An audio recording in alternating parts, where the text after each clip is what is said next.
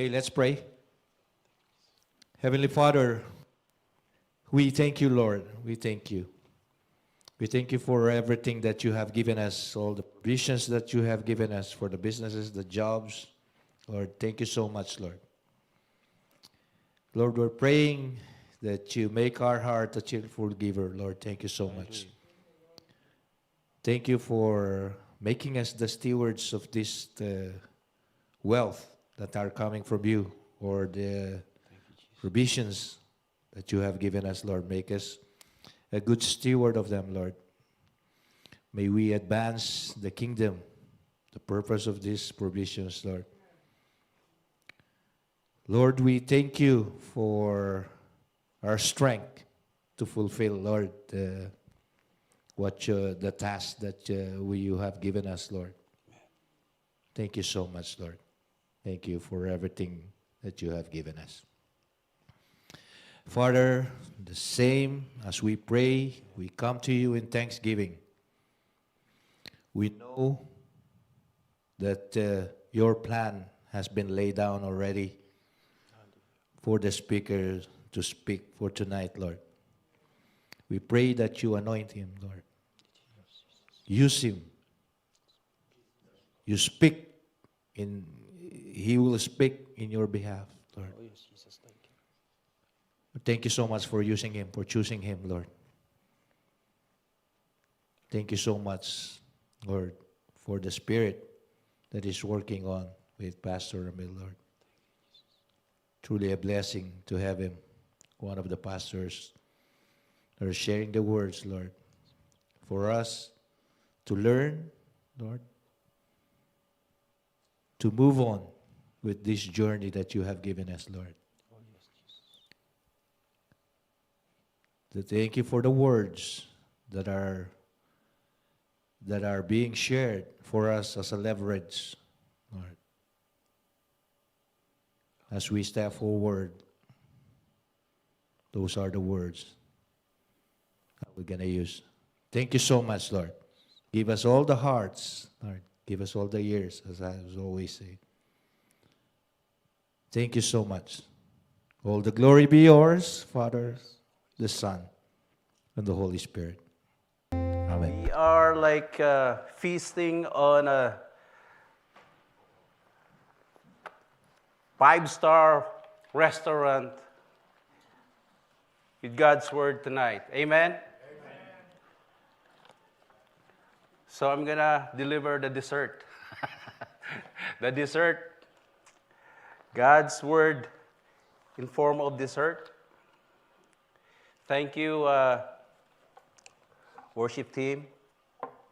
Thank you, media. And thank you as well, Pastor Alvin, for very rare occurrence of exposing the importance and the meaning of what we do here in Christ Corridor about the communion and how important it is.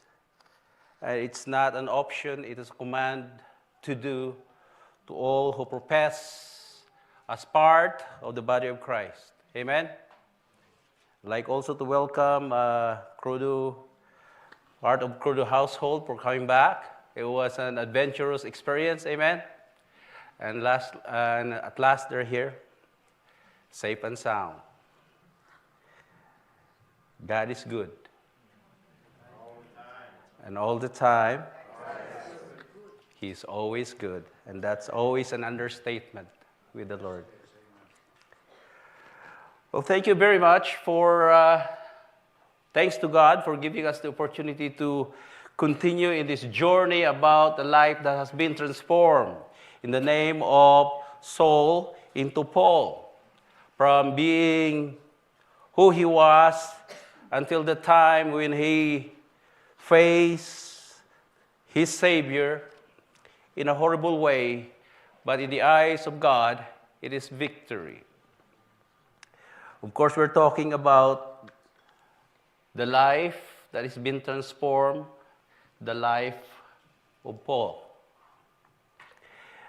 This is a number 4 of our series, and every time we deliver this, lessons comes from the life, the ministry, the journey of this blessed witness of God's grace that He is so generously shared to the world who didn't know who Jesus was. Our topic this evening, transformed by grace, called to witness.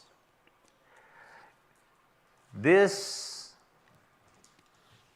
occurrence and this description, part of the description of life of Paul, actually this is the center of the life of Paul,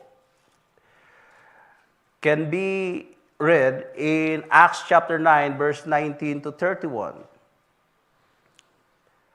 We learned that Saul, when we met him in Acts chapter 9, we learned and we knew and we read and we keep learning that he once was the persecutor of a young church in Jerusalem. We learn who he was. We learn his background. He's just not someone who just came out of nowhere. He has been well educated in a faith where all or most of the first members of the body of Christ during that time, he was there. He was a Pharisee of Pharisee. He learned and mastered law. He knows the history of their nation, their practices, and their faith. And then all of a sudden, he heard and saw this new form of faith and movement around him. And in his eyes, he feels that it's a holy rage against this.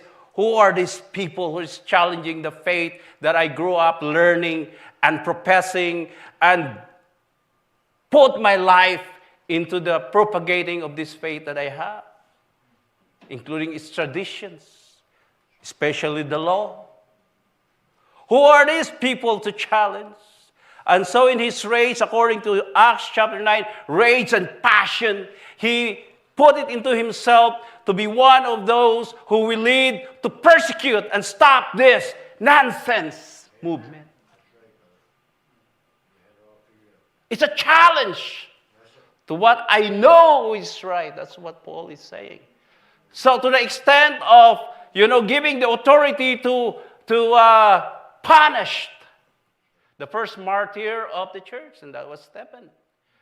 And after that, he didn't have enough for that. He wants to furthermore persecute the church. So he got, as a lawyer, he got an authority from the authority of that time in Jerusalem to give him this written legal authority to pursue with passion and rage this new faith that is in his heart challenging the faith as he grew up with. And so he intended to go house after house and places after places, men, women, children who profess to belong in this new body, to put them to jail. That was how we met Saul during this time. He developed this identity, and he's well known to be a persecutor of this young church. They knew him, young man, passionate, willing to move forward in order to stop this nonsense that's challenging the things that he knew was right. And it seems that no one can stop him. And then we learn that on the road to Damascus, with in his hands this authorized command or legal paper to go house to house in that Damascus, arrest, even put to death those who resist, I guess. He is intending to do so,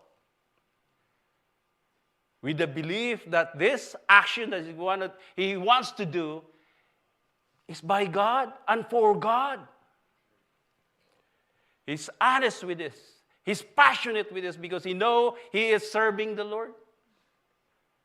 And on that road to Damascus, the next target place for him to go through persecuting this church, he met Jesus.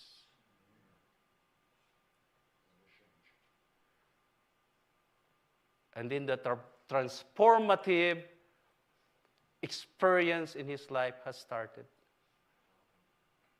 Started not by himself, by this voice calling him out.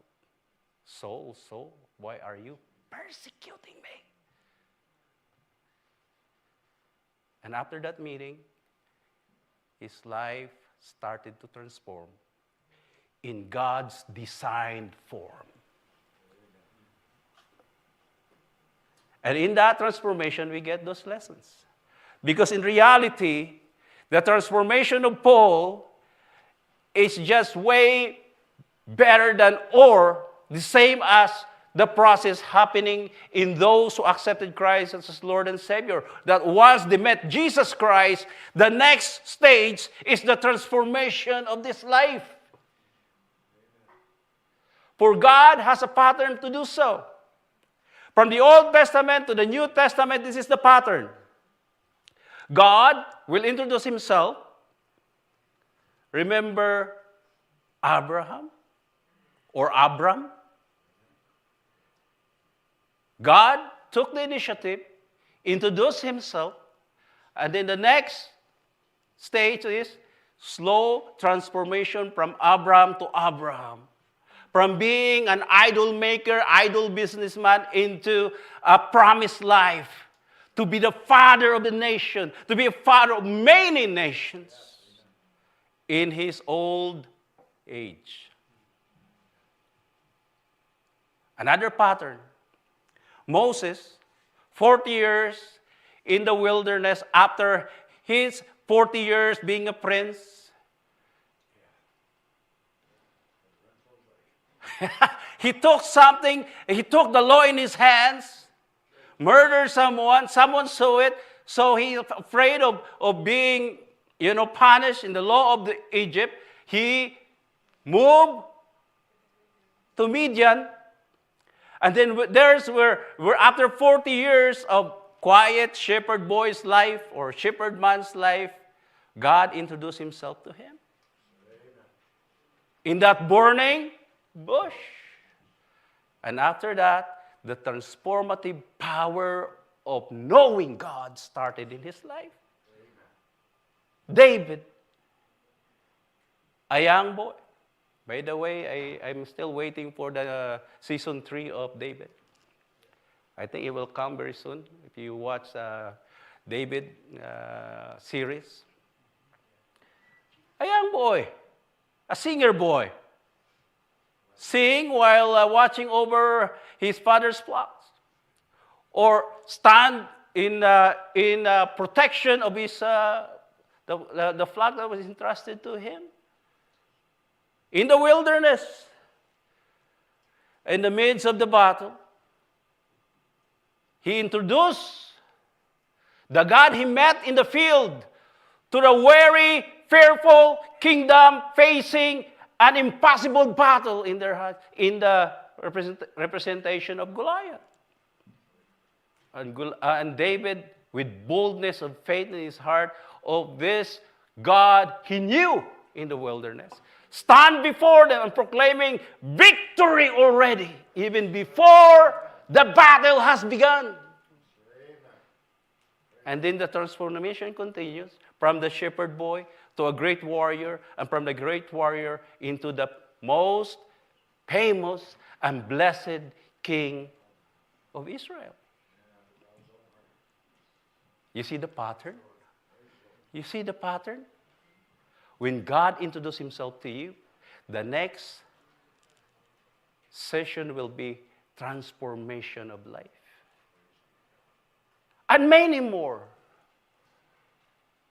Gideon, fearful farmer, became one of the greatest warrior of God. Even himself doesn't believe that he can do it. Giving so many excuses. Why me, Lord? I'm the weakest, I'm the smallest, and all this stuff. And the pattern is, when God introduces himself to you, don't look at yourself, look at him.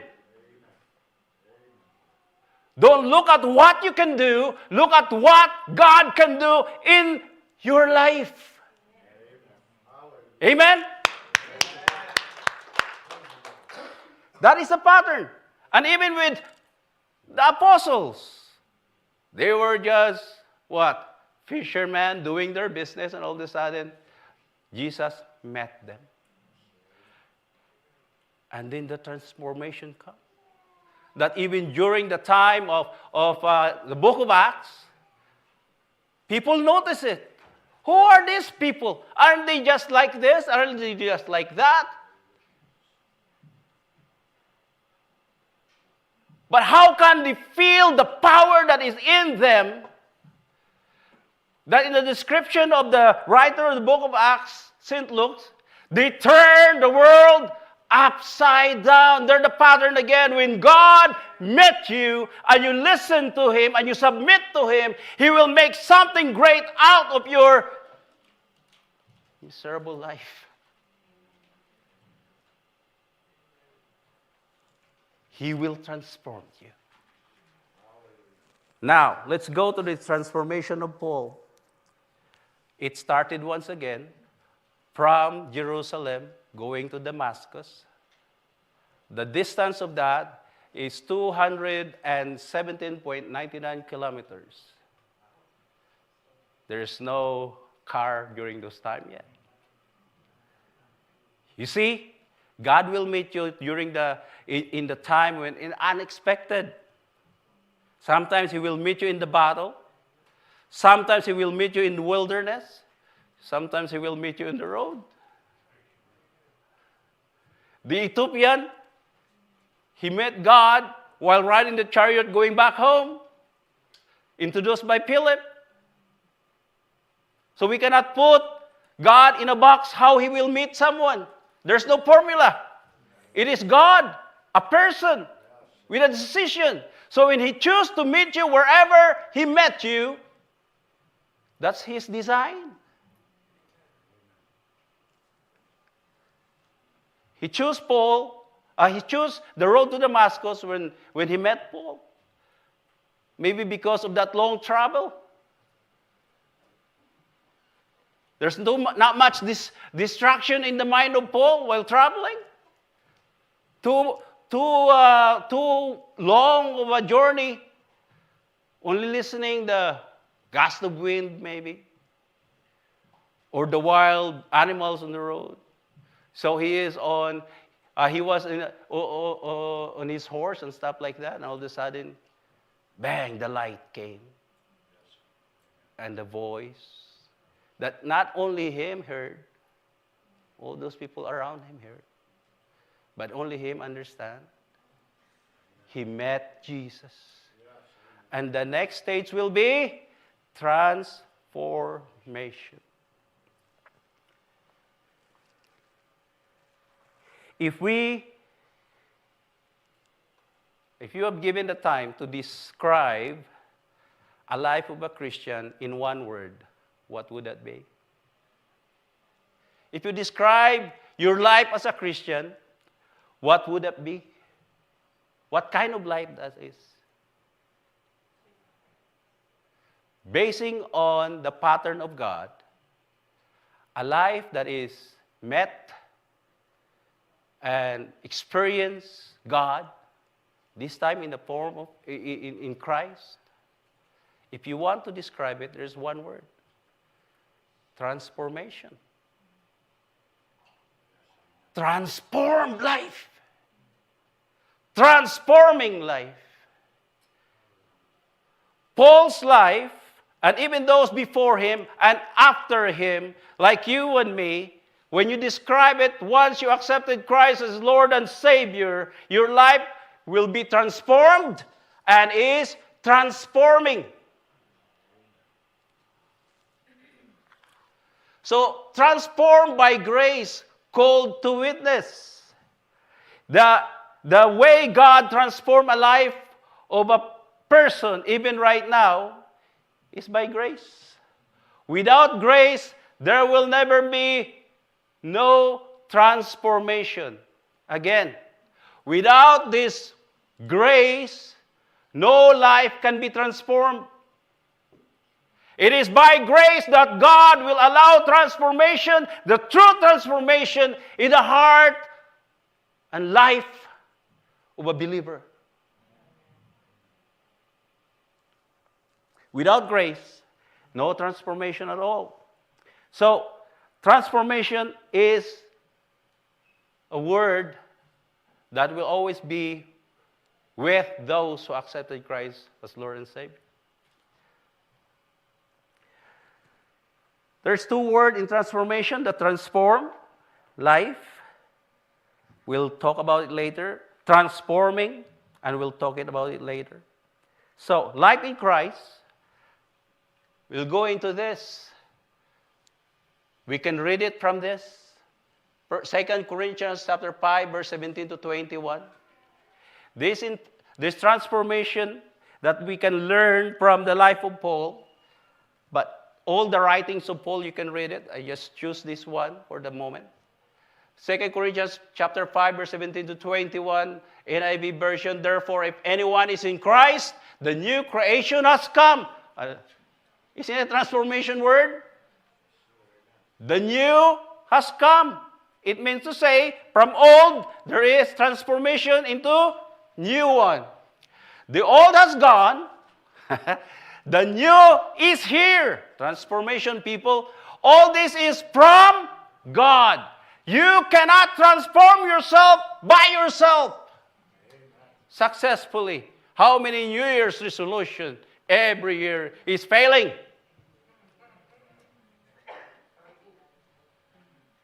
True transformation can only happen if it's from God, who reconciled us. There's another transformation in here. Reconciled.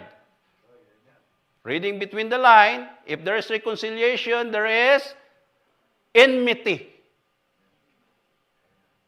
But because of grace, because of knowing Christ, there is reconciliation. Reconciled us to Himself through Christ and give us the ministry of reconciliation. Brothers and sisters in Christ, if you look and study the mission of God Himself is to restore mankind back to Him through Jesus Christ. Amen. Praise the Lord. Hallelujah. Amen. And to do that, He has to reconcile us to Him. It is the ministry of reconciliation that God has reconciling the world. Continues. Never stop, never stop, never stop working. Even if you don't see it, He is working. Even if you don't feel it, He is working. He never stopped working. Hallelujah. Not counting people's sin against them. All of us, part of these people who sin against them.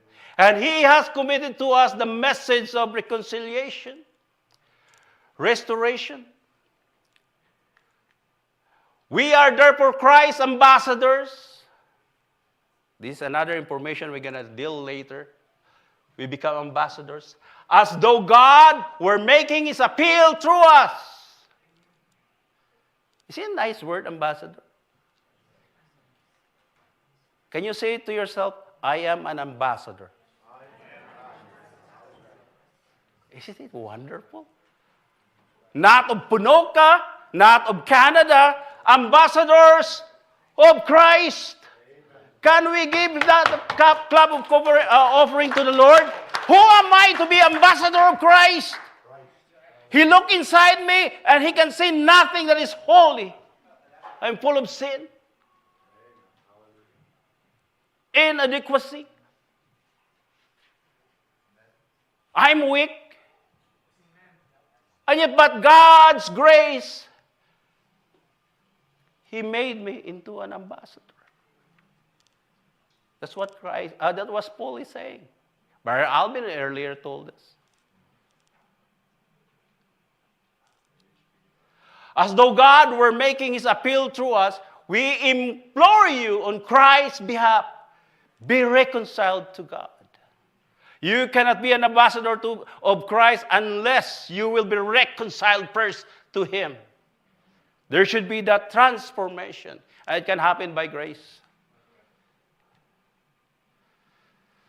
Transformed. The life of a Christian is a life of transformation. There is one we call transformed. In your life, if you have Christ in you, you've been transformed. Past tense, finished, complete. What are those things? That He transformed all believers completely finished. That's it. From slave to sin to freedom. We are not owned by sin anymore. Sin is not our master anymore. We are influenced by it. But according to Paul in Corinthians, there is no sting of death to all of us. And the power of death is because of sin. Because of Christ, you have been freed. Freedom from the slavery of sin. That is finished. Another transform from bondage to redeemed. He paid it all already. Right, Pastor Alvin? And when He paid it all. Not temporarily, but eternally. Hallelujah! Redeemed. Past tense, tapos. In Tagalog. Nada, tapos na. Wag na nating ano yan. We can just be thankful of it. But we don't have to think of, am I redeemed or not? Am I redeemed or not? No. Redeemed. From enemy to friend now. Can you imagine being a friend of the maker of or creator of the universe? From stranger to household, we are part of God's family now, and God is our Father. We called Abba Father. And it's because of grace. From bankrupt to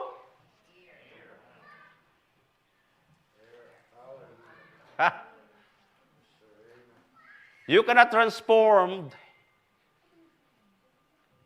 in the kingdom of the Lord if you don't believe you're bankrupt. And we are all bankrupt. We have nothing to present to God that is holy. We are spiritually bankrupt. From being bankrupt, if you study Paul, who said to himself, I am the worst of the sinners. Paul, the worst of the sinners. Bankrupt in spiritual holiness is an ear now. From being orphans to the children of God. We are part of God's family and God is our Father. From cursed to saved. For God so loved the world that He gave His only begotten Son, and whoever shall believe in Him will not perish, but have everlasting life. Amen, Barbuchoy. Saved. Done. Right? Transformed, finished, saved. And here it is. From dead to alive in Christ. To those who do not have Christ, yeah, you can still see them moving around, running around, enjoying life as it is. But without Christ, in that life, in the eyes of God, that life is dead. What does it mean? Because of sin that has not been washed yet by the blood of Christ, that is dead. That is death. What does it mean? You are separated from a holy God. But because of Christ's blood, who washed away all the sin and lay down on the cross, the holiness of Christ is being imputed to us by faith, and that is the work of grace. Then, from being dead, we are alive in Christ Jesus. That is done. That is complete. Don't even question it. To those who believe in Christ, you are saved and you are alive in Him. Amen? Praise the Lord. Hallelujah. So we have to accept that. That is a transformed life. And many more.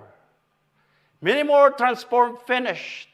These are the most important in our lives. We have to deal with it. We have to believe and accept it. And we are free.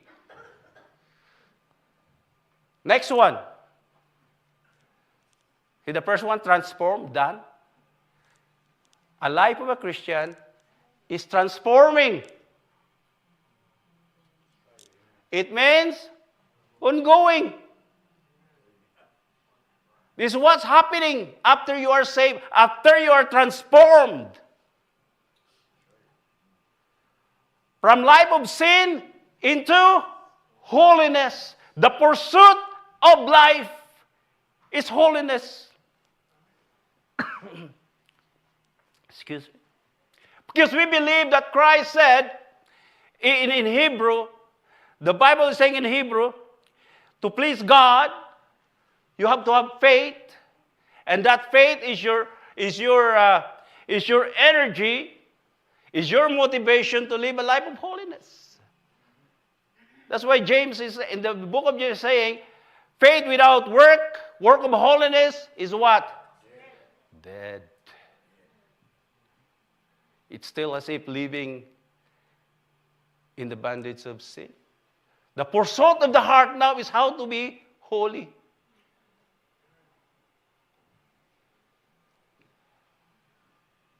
Ongoing. Why is it? Why is it ongoing? Amen. Every day we sin against the Lord. That's why every day we are dependent to the work of grace. It's not giving you license to sin. It's giving you freedom to go back to the Lord and ask for forgiveness. Recognizing that, Lord, I'm struggling in this. Even Paul is saying that. Paul is saying, there are things that I want to do, I cannot do. There are things that I don't want to do, I do. Oh, how wretched I am. Is that who we are? Every day there are things that we don't want to do because we are pursuing holiness. And yet we fail, and yet we sin in our mind, in our works, in our action, in our words. And the grace of God, according to the song, never stop working. Never stop working. It keeps working. It keeps washing. Yes, amen. Hallelujah. That is the work of grace. From profession, like Paul, I'm talking about Paul in here. He got all the profession of, being a Pharisee, being a lawyer in the law, being whoever that may be. That at the end of his life, he said, I consider them all rubbish for knowing Christ. That is a profession. But no, in the kingdom of God, when you are being transformed by grace, you're not dealing it as a profession. You're dealing it as a call from God. Amen. Thank you, Pas. Service looks good on you. Praise the Lord. So we don't profess now, like a professional and all that stuff. we are listening to the calling of our Master to do what He designed us to do. From being accused, all who don't have Christ yet, whether you hear it or not, in the realm of holiness, in God's holy eyes, you're always being accused. You're always being guilty. But through the work of grace, through the washing of the blood, you are being washed, and from being accused, you will become witness of the work of grace. Witness what? You know, it's a legal word, witness. It's in the court. In the court proceeding, isn't it? Witness. If you are called to be witness, make yourself comfortable in the court proceeding. If you are called in the court proceeding, you are going to witness. What are you going to witness? The things that you saw, you experienced. That's what you tell in the case, to help the case. So in the court of God's grace, from being the accuser, the accused, the guilty one, and all of us are guilty, amen? We become now witness of how God forgives you and me. That's what Paul is all about.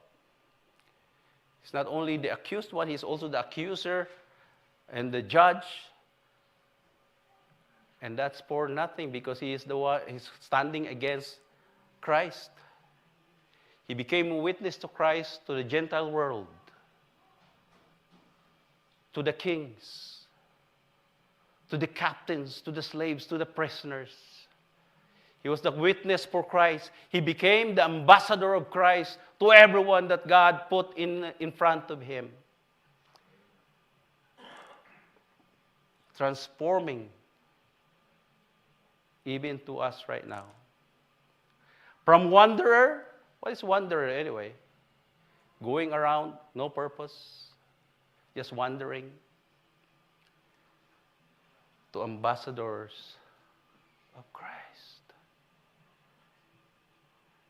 It can only happen if you let the grace of God transform your life. For God saved you, not only just for the matter of saving you, but with a purpose. Your salvation is given to you, gifted to you, for a purpose.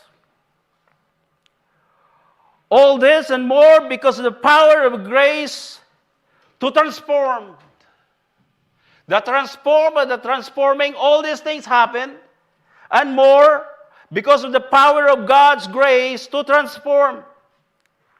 Because Christianity without invisible and visible transformation is a farce. If someone claimed to be a Christian, a followers of Christ, disciples of Christ, a believers of Christ, and then in his life there is no transformation happened, that claim is a farce. It's a joke. It's fake news. There's two kinds of transformation that happens in the life of someone. Invisible, this is the transformed one. It is the thing that God Himself can see in each and every one of us. Because we can fool our fellow men. But the eyes of God, you cannot. In the eyes of people, you can say, oh, that's a good man. That is a good woman. He is holy.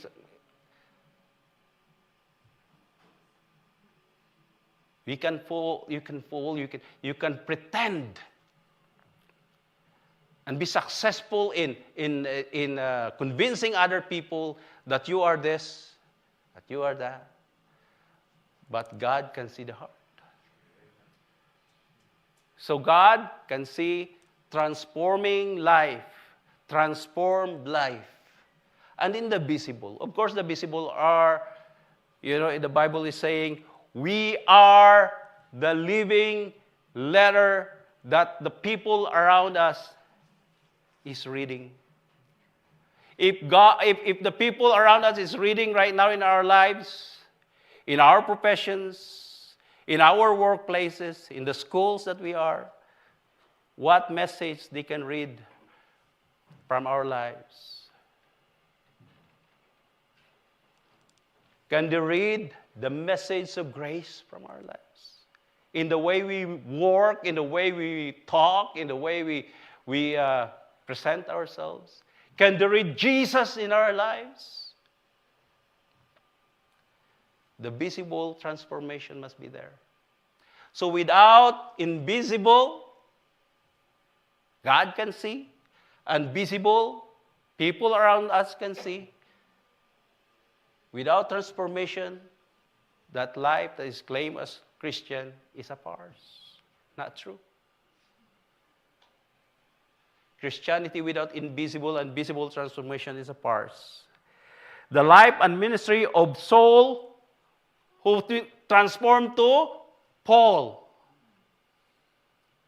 From being mere Saul, the persecutor, became the ambassador of Christ, became a witness, and we came to know him as Paul. Because even name can be changed when God called you. He changed the name of Jacob into Israel. He changed the name of Abram into Abraham. He changed the name of Sarai into Sarah. For every meeting with God will result into transforming life. For without it, it will be a farce. The life and ministry of Saul Paul epitomized the power of grace to transform life in order to fulfill the Lord's purpose. Don't forget that. He will transform you for a purpose. And one of the purposes that we can see is those who accepted Him as Lord and Savior, there's a purpose in their lives. That's why we are so familiar with the Great Commission.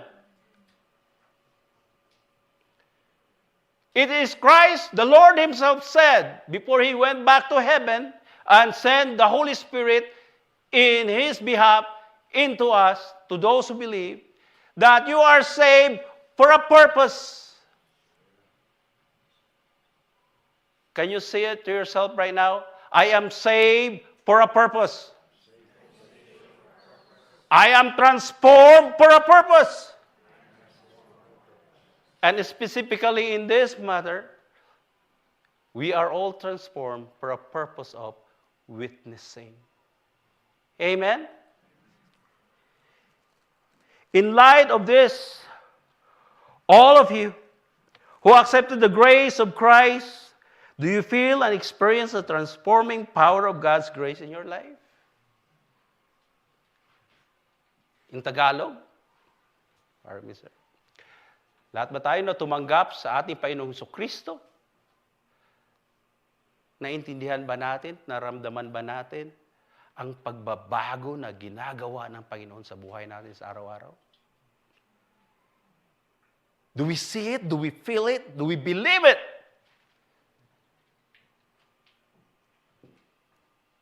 Because remember, a life that is not being transformed visibly and invisibly is a farce.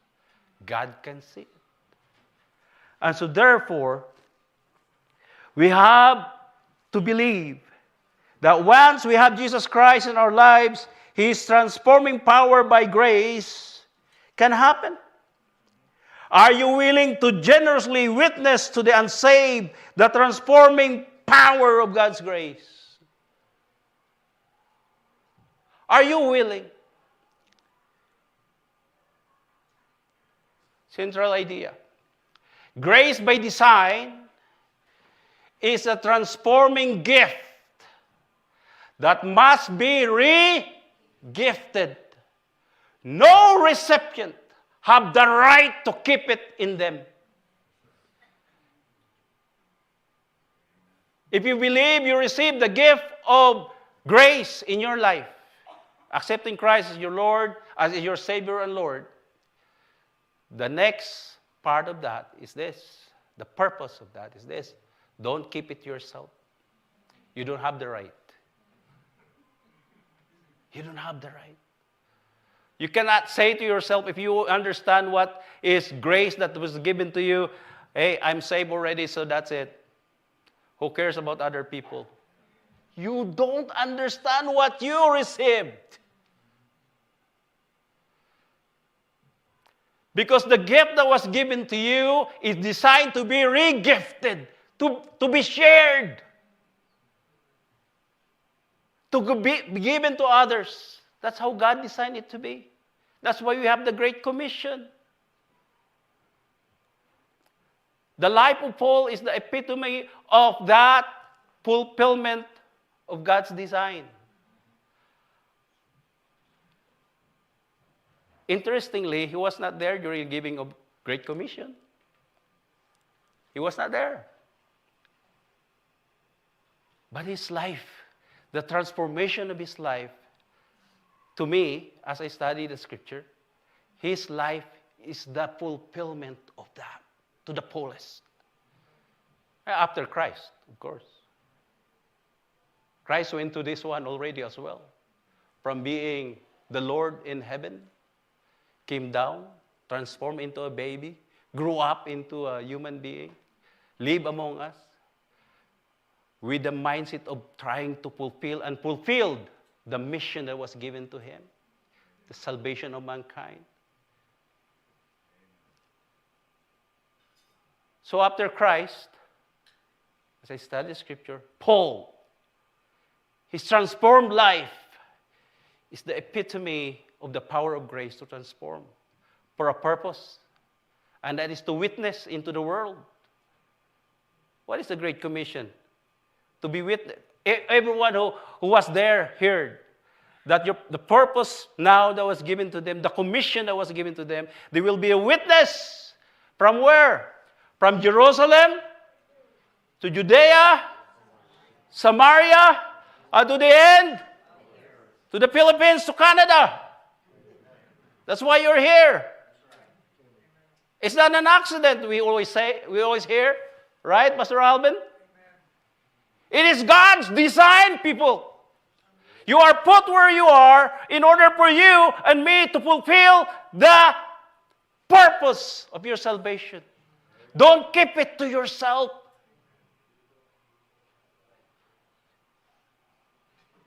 Grace by design is a transforming gift that must be regifted.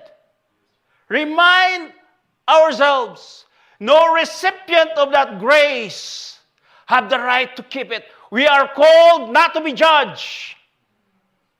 We are called not to be warriors. We are called to be witnesses. That is the calling that must be installed to all the heart and mind who receive the salvation by grace. Be a witness to the world. In the court of God's grace, there is hope. If you are found guilty, there is hope. Cling to the cross, and He will forgive you.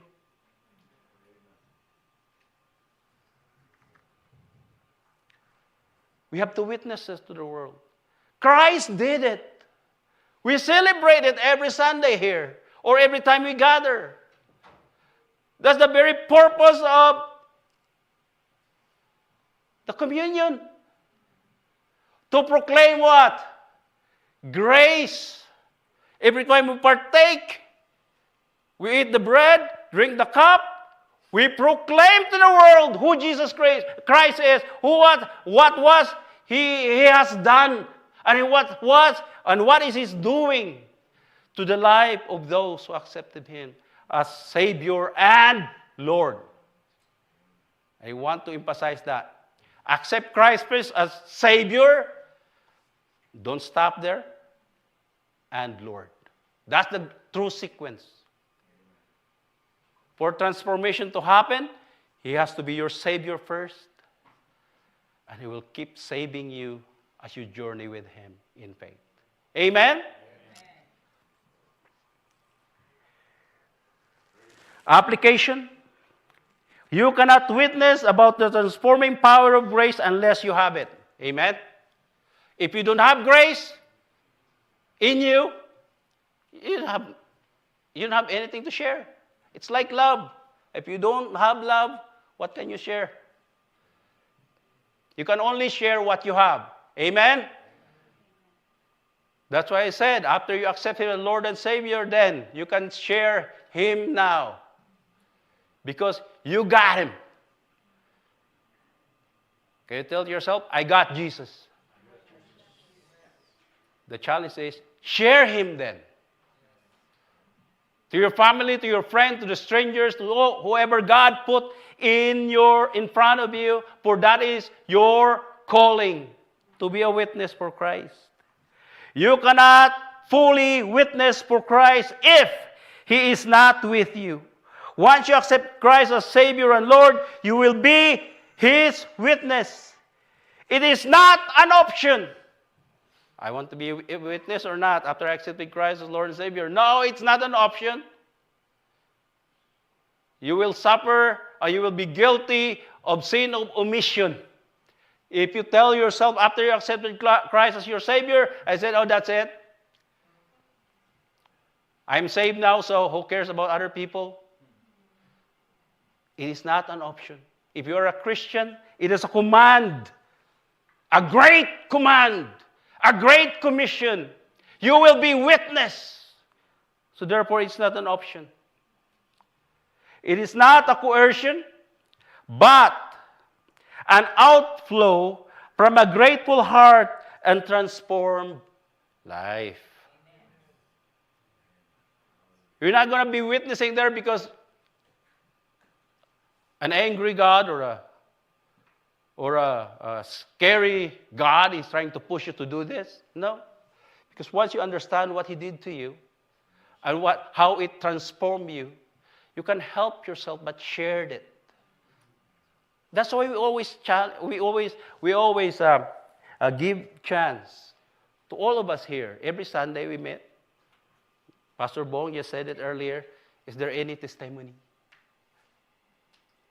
It is not just, brothers and sisters in Christ, it's not just like a simple invitation.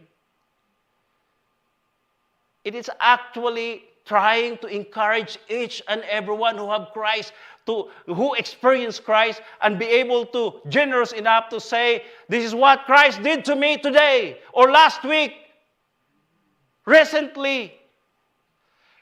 Not only transformed the done part, but His transforming power always in here. I used to be timid of my faith. Now I am willing to be ambassadors for Him. I used to keep inside me my faith because maybe that's the world's pressure to me. Keep faith to yourself. It's like keep your politics to yourself. It doesn't work with Christ. It doesn't work with the grace that was given to us. Because it's designed to be gifted. So it is not an option, it's a command. It will not be done because you are coerced to it, but because you are thankful to God and you want to give and share that heart to other people that you know need it. In this truth, Christianity must be understood, accepted, and experienced. Its meaning and its purpose. We are being transformed and transforming with the power of God's grace for a purpose. And the main purpose is for the witness, to be ambassador for Christ. It will not happen because of our own way of talking, means and ways.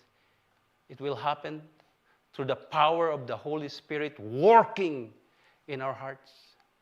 And so therefore the glory will not be, I'm so good, I witnessed, and a lot of people believe in Christ because of me, because I shared, because I witnessed. No.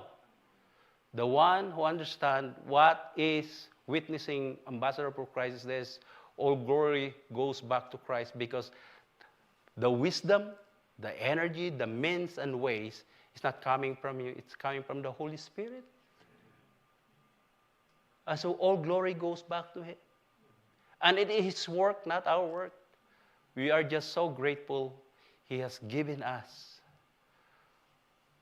the blessing to be part of this wonderful mission of God the Father to earth, to reconcile people to Himself.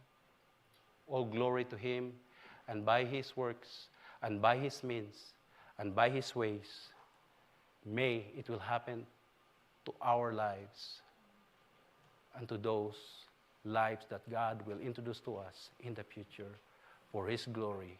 In Jesus' name, everybody said, amen, and amen. God bless you all.